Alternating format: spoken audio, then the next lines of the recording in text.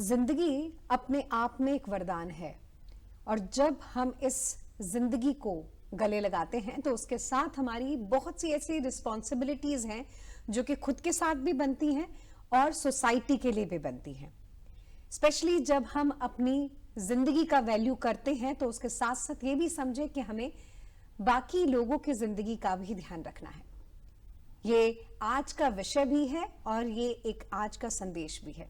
नमस्कार, मैं निधि हूं आपके साथ और आज का ये कार्यक्रम हम डेडिकेट भी करते हैं और इसके विषय में बात भी करेंगे और इस विषय को बड़ा भी करेंगे। विषय है ब्लड डोनेशन, रक्तदान, महादान। बचपन से लेकर बड़े होने तक हमने कितनी ही बार स्कूल से लेकर कॉलेजेस से लेकर बड़े सारे स्लोगन लिखे, पढ़े, उन पर काम किया, बहुत से कैंपेन्स का हिस्सा बने और खुद भी ब्लड डोनेशन का हिस्सा बने। अगर आप इसका हिस्सा नहीं बने तो इसका कितना महत्व है सोसाइटी के लिए, हमारे खुद के शरीर के लिए, और कितना जरूरी है कि हम रक्तदान के इस महादान के साथ जुड़े।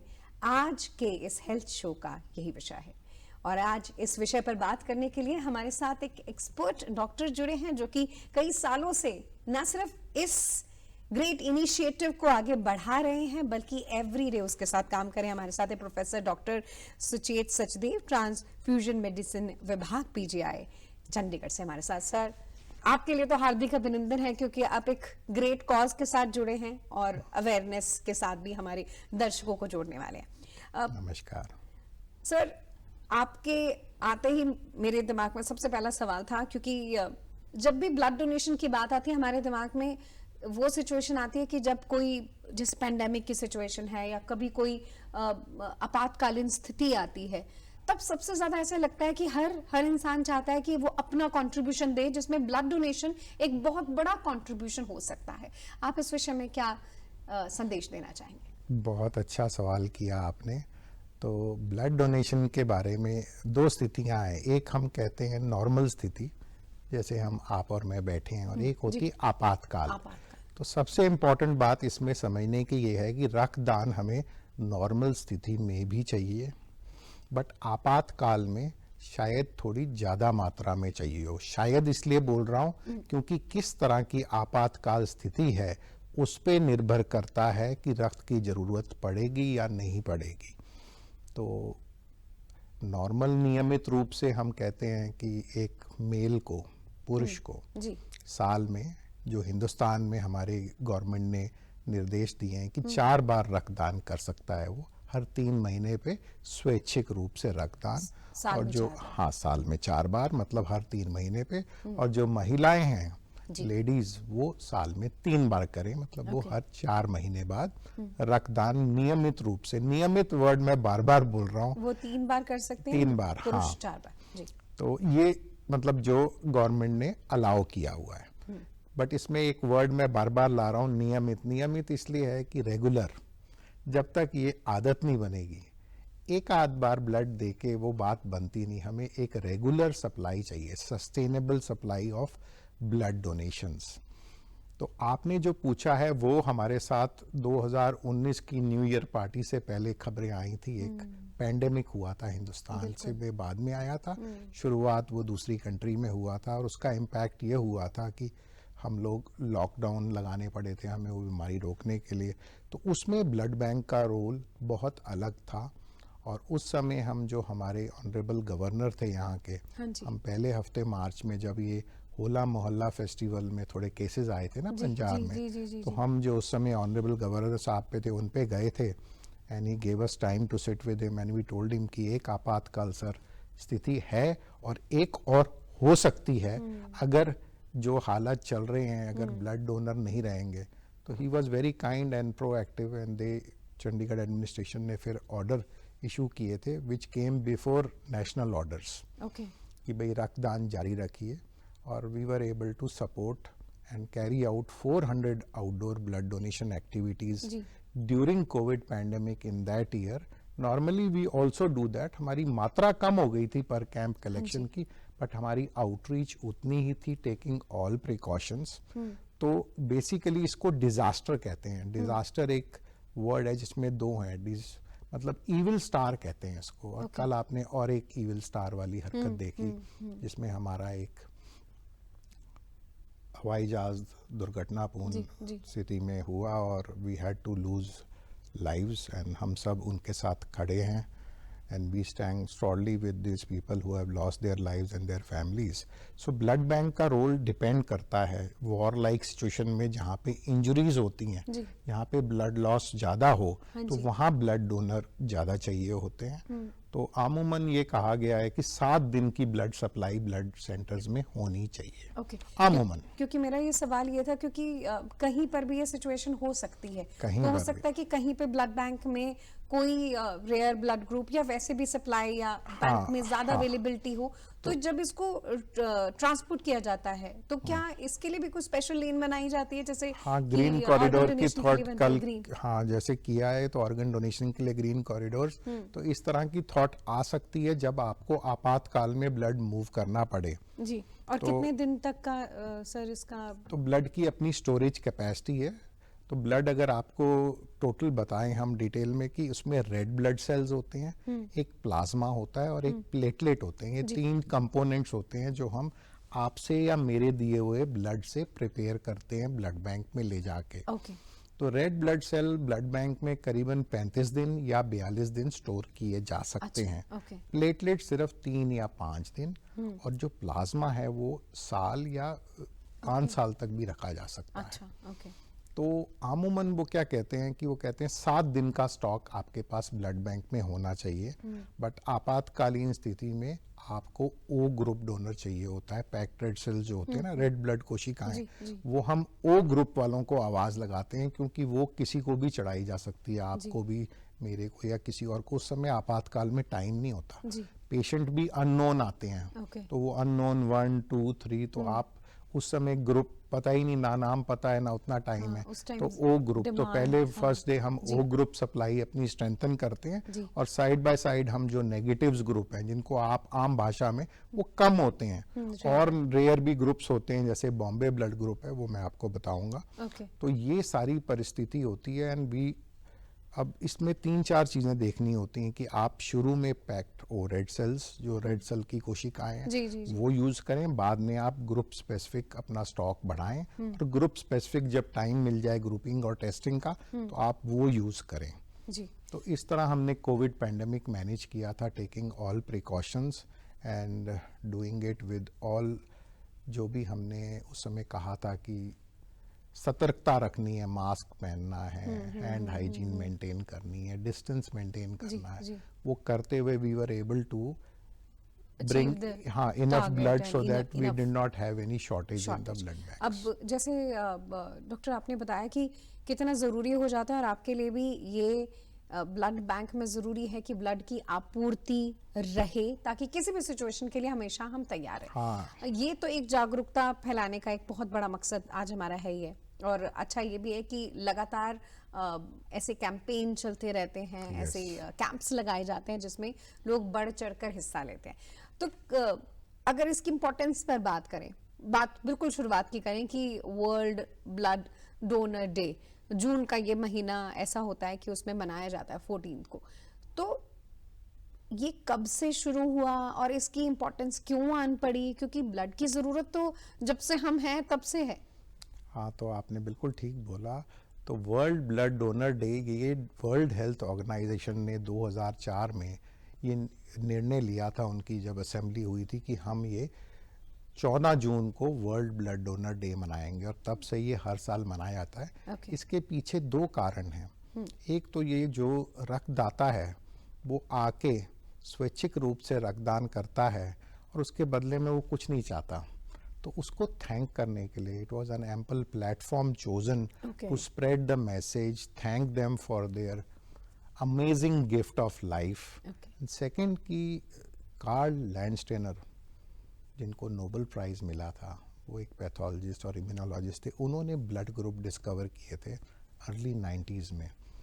तो हमारे रेड सेल के ऊपर छोटे छोटे प्रोटीन होते हैं, जिनको हम एंटीजेंस कहते हैं, और वो 4 तरह के होते हैं, ए बी ए बी, और अगर कुछ भी ना हो, ना ए हो ना बी हो, तो ओ। तो ये 4 मोटे मोटे ब्लड ग्रुप्स होते हैं जो हम सब जानते हैं, ओ, ए, बी और ए बी।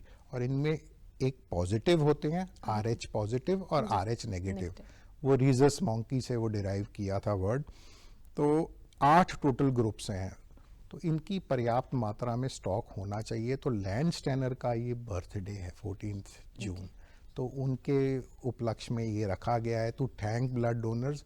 इससे फ़ायदा क्या होता है? इससे क्या होता है कि जब गवर्नमेंट एक ये निर्णय लेती है कि हमने सेलिब्रेट करना है, तो बहुत सारे फिर NGOs और ये, क्योंकि ये गर्मियों का टाइम होता है, इस समय स्कूल कॉलेज बंद होते हैं, तो हम जो यंग ब्लड लाते हैं यूनिवर्सिटी से या पेरेंट टीचर मीटिंग पे स्कूल से, वो हो नहीं पाता। अच्छा, गर्मी बहुत होती है, बाहर कैंप लग नहीं सकता, तो उस समय फिर ये जो संस्थाएं सारी खड़ी हो जाती हैं, जैसे CISF है हमारी, जो फोर्स हमारे को एयरपोर्ट पे चेकिंग करती है, या हमारे आर्मी वाले हैं, ITBP वाले हैं, या हमारा जो कॉरपोरेट हाउस है, मीडिया, हमारे बहुत सारे मीडिया हाउसेस कैंप लगाते हैं।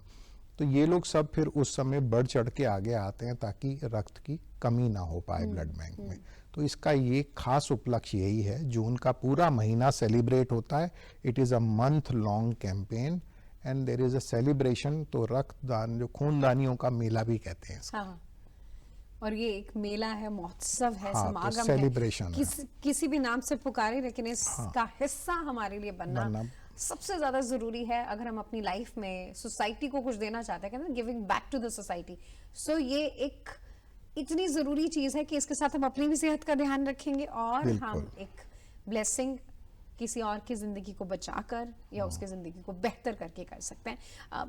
सर, सवाल तो बहुत सारे दिमाग में आ रहे हैं, लेकिन अभी आ रहा था कि जैसे वर्ल्ड लेवल पर बनाया जाता है, तो क्या ये इंडिया लेवल पर भी कुछ नेशनल? कमाल का सवाल कर लिया, मैं बोलना ही चाह रहा था। हमारे यहाँ हम national voluntary blood donation day भी बनाते हैं, जो 1 अक्टूबर को मनाया जाता है।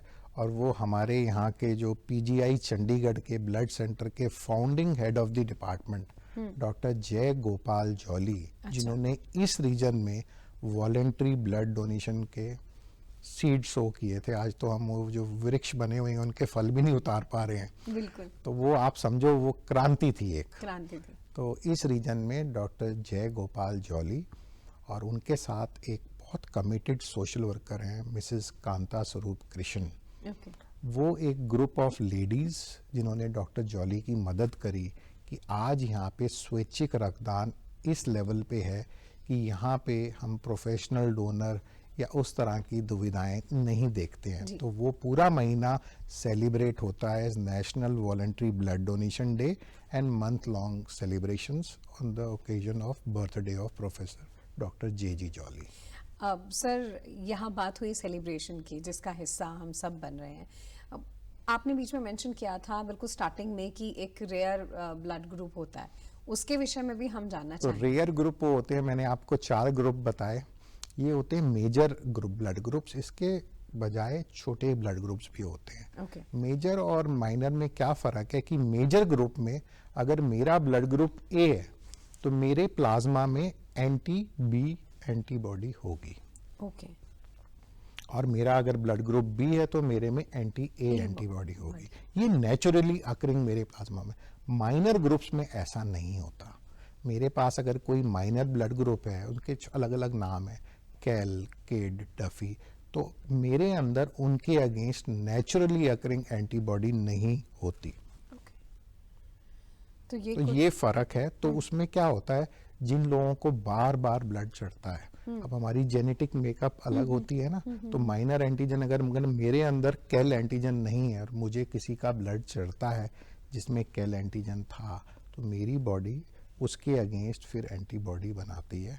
तो अगली बार हो सकता है कि मुझे कैल नेगेटिव रेड सेल देने पड़े, तो वो टाइपिंग करके एंटीजन नेगेटिव ब्लड दिया जाता है उन लोगों को जिनको बार बार लगातार ब्लड चढ़ना हो, जैसे डायलिसिस के पेशेंट हैं, थैलेसीमिया के पेशेंट हैं, कैंसर के मरीज हैं। तो इनमें इसीलिए ये एक स्पेशल ब्रांच है, इसको इम्यूनोहेमेटोलॉजी कहते हैं। और हमारी एक सोसाइटी है, Indian society of blood transfusion and immunohaematology, doctor Jolly ने फॉर्म की थी। तो ये इस ब्रांच को पैथोलॉजी से अब ये स्पेशलिटी में कन्वर्ट होगी, जिसको हम ब्लड ट्रांसफ्यूजन मेडिसिन या इम्यूनोहेमेटोलॉजी या ब्लड ट्रांसफ्यूजन कहते हैं। ओके। तो तो इसी डॉक्टर तरह एक ग्रुप है बॉम्बे जो मैं हाँ, आपको जो आपने बताना पहले चाह रहा बॉम्बे था, ब्लड ग्रुप कहा वो था। बड़ा इंपॉर्टेंट होता है। होता क्या है, मैं आपको एंटीजन बता रहा था, ए और बी। ये एंटीजन बनने के लिए ना एक सब्सटेंस होता है रेड सेल पे, उसको कहते हैं H substance. Okay, H substance अगर होगा तो ही ए एंटीजन या बी एंटीजन बनेगा। बनेंगे। तो जिनमें एच सब्सटेंस नहीं होता वो बॉम्बे वाले होते हैं। तो उनमें ना ए वो होता है, और हमारे अंदर नॉर्मली उनके अंदर फिर वो एंटी एच होता है, एंटीबॉडी, और इसलिए उनको फिर बॉम्बे का ही ब्लड देना पड़ता है। ओके। तो क्योंकि आज हम दूरदर्शन के माध्यम से इस विषय पर बात कर रहे हैं, तो अब तो हम ब्लड डोनेशन के लिए सबको ही न्योता दे रहे हैं, तो मैं समवेयर आपसे ये भी सवाल पूछना चाहती हूँ कि क्या सभी ब्लड डोनेट कर सकते हैं या उसमें भी डूज एंड ये डोंट्स बड़ी हैं? इंपॉर्टेंट बात है। तो क्योंकि लाइफस्टाइल में बड़ी सारी प्रॉब्लम्स आ गई, बहुत डायबिटीज आ गई, बहुत सारी अस्थमा, दिक्कतें हैं। मिर्गी, ये आपने हाई बड़ा बीपी। बड़ा अच्छा सवाल उठाया है। तो आमूमन हम ये कहते हैं कि 18 से 60 साल तक पहली बार जो ब्लड दे रहा है, बट जो रेगुलर ब्लड दे रहा है 50 से 60 के बीच में, उसको हम 65 ईयर्स तक, 65 साल तक अलाउ करते हैं ब्लड डोनेशन। अच्छा, जो रेगुलर दे रहा हाँ, है, जो साल में रेगुलर 4 दे रहा बार। है उसको हम 65 साल तक अलाउ करते हैं। हाँ। जो पहली बार दे रहा है, मतलब मैं अगर 62 का हूं तो मैं पहली बार नहीं दे सकता ब्लड। ओके। ये एक सेफ्टी मेजर है, क्योंकि ये एक हेल्दी वॉलंटियर है जो ब्लड देने आया है, और ब्लड देने से कई बार कोई छोटी मोटी तकलीफ होती है, तो गवर्नमेंट ने taking care of health of the Nobel person who has come, ये मापदंड बनाए हुए बनाए हैं। हुए। तो अब इसमें दूसरी बात, आपका वजन 45 केजीज होना चाहिए, आपके अंदर हीमोग्लोबिन की मात्रा 12.5 ग्राम होनी चाहिए। ओके। तो ये कुछ चीज़ें और हैं, और आपको मैंने मेल और फीमेल का बताया हाँ, कि कि वो female 3 can बार, give हाँ 3 एवरी, times हाँ और male मेल 4 4 times। टाइम।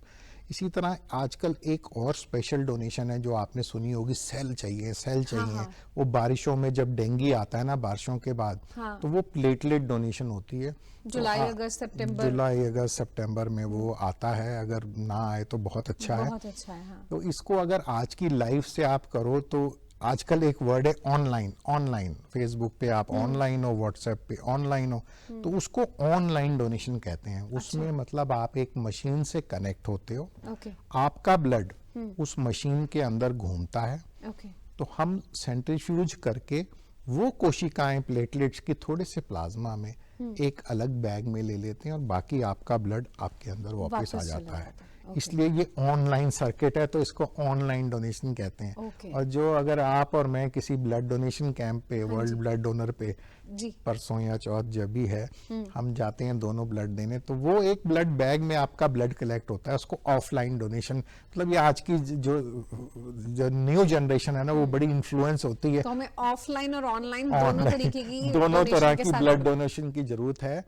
उसमें फायदा क्या होता है कि आप जो वो प्लेटलेट्स देते हो ना, उसको कहते हैं सिंगल डोनर एफेरेसिस। वो मशीन का नाम है सेल सेपरेटर या एफेरेसिस मशीन। जी। तो वो सिंगल डोनर एफेरेसिस प्लेटलेट्स, और जो आपके मेरे कैंप के दिए हुए ब्लड से बनता है उसको कहते हैं रैंडम डोनर प्लेटलेट। आपका भी हो सकता है, मेरा भी हो मेरा सकता भी हो सकता है। ओके। है। तो वो प्रक्रिया, जो लोग एसडीएपी दे रहे हैं सिंगल डोनर, वो अगर कैंप में ब्लड देना चाहते हैं ऑफलाइन वाला, तो उनको 1 हफ्ता रुकना पड़ेगा।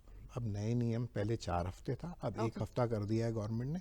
बट जो होल ब्लड दे रहा है कैंप में ऑफलाइन, उसको अगर प्लेटलेट देनी है तो वो 4 हफ्ते बाद दे सकता है। ओके।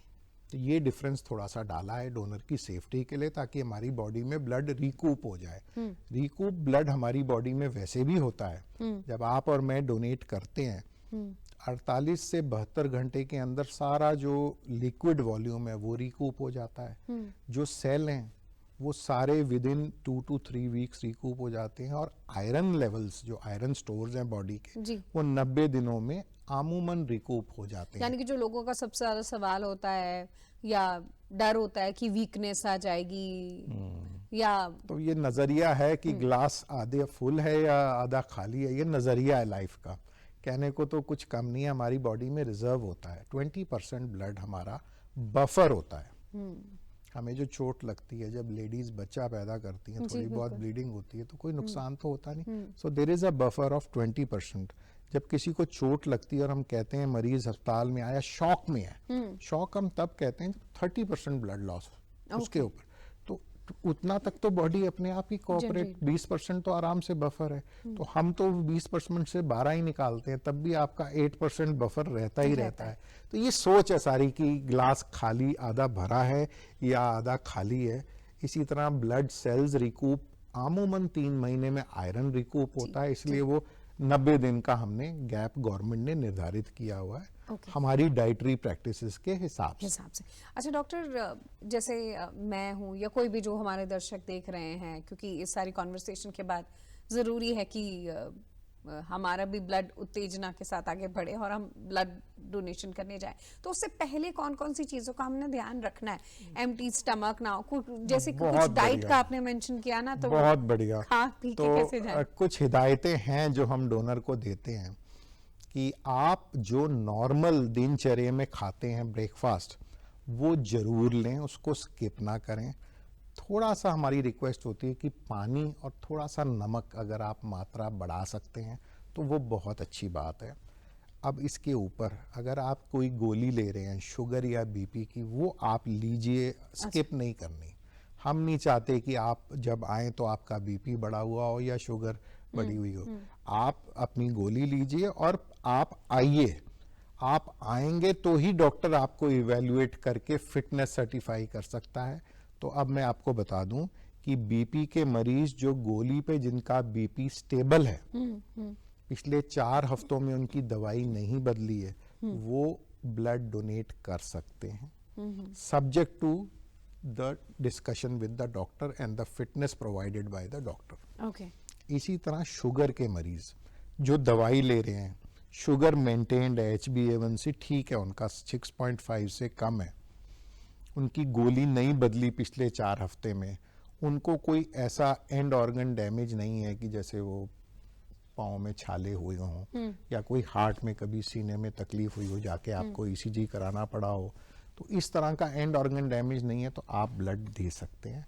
रादर ब्लड नियमित रूप से ब्लड देने वालों का BP over a long period of time, there are studies जिनमें बताया गया है कि बीपी कम हो जाता है उनका और इट इज़ बेनिफिशियल।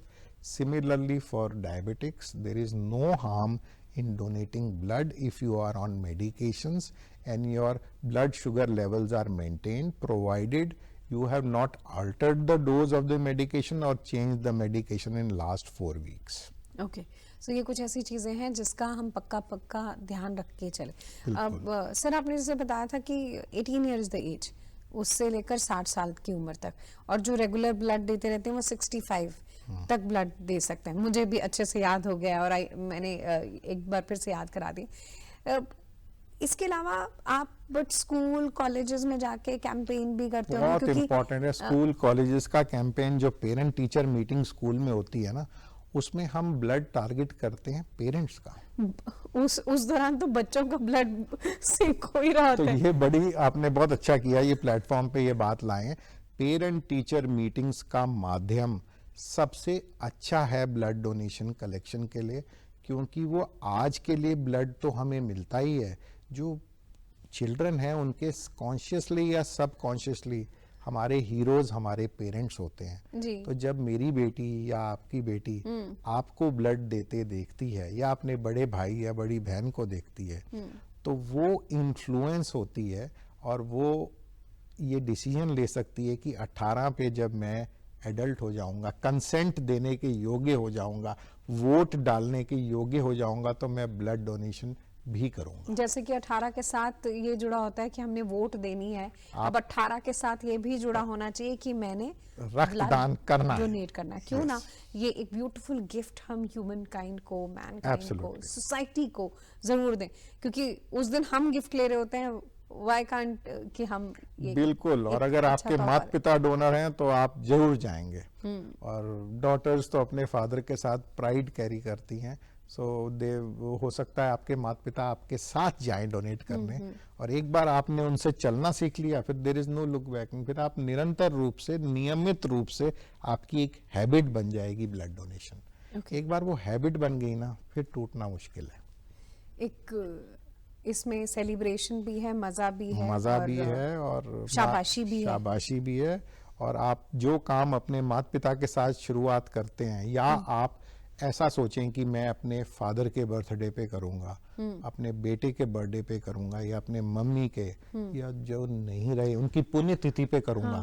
तो आपको ना एक अपने ऊपर एक प्रेशर हो जाता है, आपके ऊपर वो आ जाता है, जिम्मेदारी सी महसूस होती है कि आज पापा की कुछ अच्छा काम करना। हाँ, कि ये स्पेशल डे है, चाहे वो बर्थडे है या जी जी जी रिमेम्बरेंस में है, तो आप ना बाउंड हो जाते हैं कि मैं ये काम करूंगा। जैसे पेरेंट टीचर मीटिंग पे सैटरडे ही होती हैं, तो आप जाते हो, तो अगर आपके बच्चे वहाँ हैं और स्कूल में कैंप लगा है, that's an amazing platform to donate blood and inspire your children. So sir, आपने स्पेसिफिकली मेंशन किया कि जो मेडिसिन कंज्यूम भी कर रहे हैं, डायबिटिक भी हैं, हाई ब्लड प्रेशर भी है, तो ये सब लोग जो कॉमोर्बिडिटीज हम जिन्हें कहते हैं कि ऑलरेडी कोई प्रॉब्लम चल रही है, लेकिन अगर वो सेहतमंद है, तो आप एक बार फिर से तो उनको अगर वो घर बैठ जाएंगे ये सोच के कि मैं ब्लड नहीं दे सकता, तो मैंने आपको एक खास बात बोली थी, subject to certification of fitness by the doctor. But अगर आप आओगे ही नहीं बाहर, अपने आप को प्रस्तुति नहीं करोगे रक्तदान केंद्र पे या जहाँ पे रक्तदान शिविर लगा है, तो डॉक्टर आपको असेस ही नहीं कर पाएगा। वो तो कहते हैं ना, एक आपकी तरफ से एक फाइनल आह्वान भी हो जाए। मेरी तरफ से यही आह्वान है कि एक बड़ी प्यारी पिक्चर आपने देखी थी अगर अमिताभ बच्चन की, मैं आज़ाद, उसमें वो एक बड़ा ज़बरदस्त गाना था उनका कि कितने बाजू कितने सर गिन ले दुश्मन जान के। ये जितनी बीमारियां हैं ना, तो वही बाजू आ जाता है, आप बाजू से ही रक्तदान करते हैं। तो आप सारी बीमारियों को ये कह सकते हैं कि we will fight with blood donation. It's a perfect form of gift of life to thalassaemic children, to hemophiliac children. इसमें से फैक्टर 8 प्लाज्मा में से, आजकल प्लाज्मा जो है ना, उसमें से प्लाज्मा डिराइव्ड मेडिसिनल प्रोडक्ट्स बनते हैं, लाइक एल्बुमिन, इम्यूनोग्लोबुलिन, जिन बच्चों की इम्यूनिटी वीक होती है। IVIG करके एक प्रोडक्ट है जिसको बहुत यूज़ किया जाता है आजकल ये तरह तरह की बीमारियों में। ये सब प्लाज्मास जो हम फ्रैक्शनेशन प्लांट को देते हैं, वहाँ उस प्लाज्मा से फैक्टर 8 बन के आता है जो हीमोफीलियाक्स में ब्लीडिंग रोकता है। तो यही मैसेज है कि कितने बाजू कितनी बीमारियां, हाँ, तो गिन ले, बीमारी को हमने चैलेंज करना है कि we will keep donating regularly. बाजू से ही आप डोनेट करते हैं, और बड़ा सिंपल है कि जीते जी रक्तदान, बिल्कुल, और मरण उपरांत अंगदान और नेत्रदान। कितना खूबसूरत मैसेज और एक जिम्मेदारी के साथ डॉक्टर सुचेत आप हमें जोड़ कर जा रहे हैं। अपने आप में एक सुपर हीरो, सुपर वुमेन होना है, सुपर ह्यूमन बीइंग होना है, अगर हम अपनी इस जिम्मेदारी को समझेंगे। कहते हैं कि जिंदगी में दान जरूर देना चाहिए, और सोच समझ के नहीं कि हम किसे दान दे रहे हैं। तो सबसे बड़ा दान है रक्तदान। Thank you so very much sir, आज के कार्यक्रम में आप हमारे साथ जुड़े। हमारे दर्शक भी इस कार्यक्रम को देख सकते हैं हमारे OTT प्लेटफॉर्म वेव पर भी, यूट्यूब पर भी, हमारे सैटेलाइट चैनल्स पर भी। आपका आज के इस कार्यक्रम में जुड़ने के लिए तहे दिल से धन्यवाद करते हैं।